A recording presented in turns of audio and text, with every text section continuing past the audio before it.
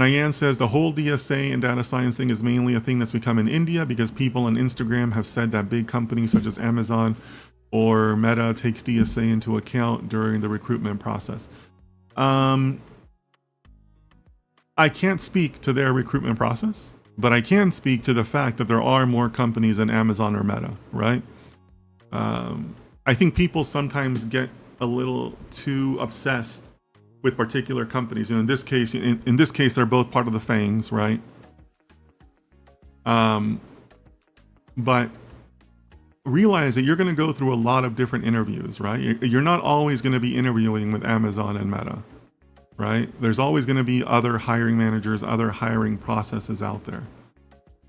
So even if this was true, because again, I'm not saying that I know that it is. I mean, it's kind of a weird question to ask during interviews, in my opinion.